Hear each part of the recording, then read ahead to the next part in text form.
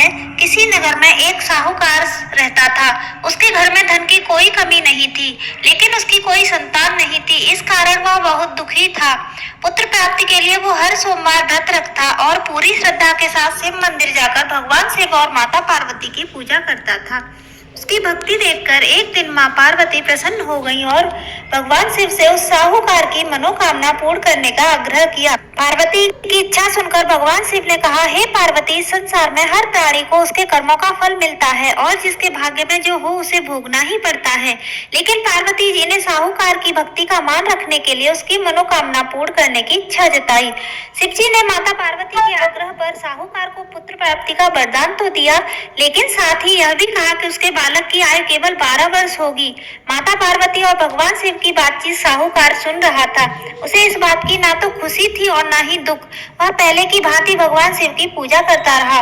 कुछ समय बाद साहूकार के घर एक पुत्र का जन्म हुआ। जब वो बालक 11 साल का हुआ तो साहूकार ने अपने पुत्र के मामा को बुलाकर उसे बहुत सारा धन दिया और कहा, तुम इस बालक को काशी विद्या प्राप्ति के लिए ले जाओ और मार्ग में यज्ञ कराते जाना। जहाँ भी यज्ञ कराओ वहाँ के मार्ग में ब्राह्मणों को भोजन और दक्षिणा देते हुए जाना। दोनों मामा भांजे इसी तरह से यज्ञ कराते हुए ब्राह्मणों को दान दक्षिणा देते हुए काशी की ओर चल पड़े। रात में एक नगर पड़ा जहाँ के राजा की कन्या का विवाह था, लेकिन जिस राजकुमार से उसका विवाह होने वाला था वह एक आंख से काना था। राजकुमार के पिता ने अपने पुत्र के काना होने के छुपाने के लिए एक चाल सोची। साहूकार के पुत्र को देखकर उसके मन में एक विचार आया। उसने सोचा कि क्यों ना इस लड़के को दूल्हा बनाकर राजकुमारी से विवाह करा दूं। विवाह के बाद इसको धन देकर विदा कर दूंगा और राजकुमारी को अपने नगर ले जाऊंगा। लड़के को दूल्हे के वस्त्र पहनाकर राजकुमारी से विवाह करा दिया गया, लेकिन साहूकार का पुत्र ईमानदार था। उसे यह बात न्याय संगत नहीं लगी। उसने अवसर पाकर राजकुमारी की चुनरी के ऊपर लिखा कि तुम्हारा विवाह तो मेरे साथ हुआ है, लेकिन जिस राजकुमार के संग तुम्हें भेजा जाएगा वह एक आंख से काना है। मैं तो काशी पढ़ने जा रहा हूँ। जब राजकुमारी ने चुनरी पर लिखी बातें पढ़ी तो उसने अपने माता पिता को यह बात बताई। राजा ने अपनी पुत्री को विदा नहीं किया, जिससे बारात वापस लौट गई। दूसरी ओर साहूकार का लड़का अपने मामा के साथ काशी पहुंचा और वहां जाकर उन्होंने यज्ञ किया। जिस दिन लड़के की आयु 12 साल की हुई उस दिन यज्ञ रखा गया। लड़के ने अपने मामा से कहा, मेरी तबीयत कुछ ठीक नहीं है। मामा ने कहा कि तुम अंदर जाकर सो जाओ। शिवजी के वरदान के अनुसार कुछ ही देर में उस बालक के प्राण निकल गए। मृत भांजे को देखकर उसके मामा ने बिलाप शुरू कर दिया। संयोगवश उसी समय शिवजी और माता पार्वती उधर से जा रहे थे। पार्वती जी ने भगवान से कहा, स्वामी, मुझे इसके रोने का स्वर सहन नहीं हो रहा।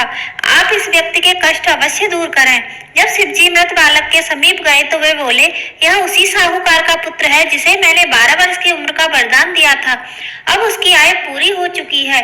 लेकिन मातृभाव से विभोर माता पार्वती ने कहा, हे महादेव, आप इस बालक को और आयु देने की कृपा करें, अन्यथा इसके वियोग में इसके माता पिता भी तड़प तड़प कर मर जाएंगे। माता पार्वती के आग्रह पर भगवान शिव ने उस लड़के को जीवित होने का वरदान दिया। शिव जी की कृपा से वह लड़का जीवित हो गया। शिक्षा समाप्त करके लड़का मामा के साथ अपने नगर की ओर चल पड़ा। दोनों चलते हुए उसी नगर में पहुंचे जहां उसका विवाह हुआ था। उस नगर में भी उन्होंने यज्ञ का आयोजन किया। उस लड़के के ससुर ने उसे पहचान लिया और महल में ले जाकर उसकी खातिरदारी की और अपनी पुत्री को विदा किया।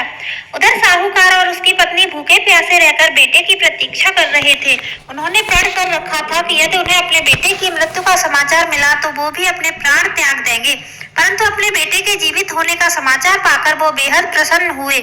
उसी रात भगवान शिव ने साहूकार के सपने में आकर कहा कि मैंने तेरे सोमवार के व्रत करने और व्रत कथा सुनने से प्रसन्न होकर तेरे पुत्र को लंबी आयु प्रदान की है। इसी प्रकार जो कोई सोमवार का व्रत करता है और कथा सुनता है या पढ़ता है उसके सभी दुख दूर होते हैं और सभी मनोकामनाएं पूर्ण होती हैं।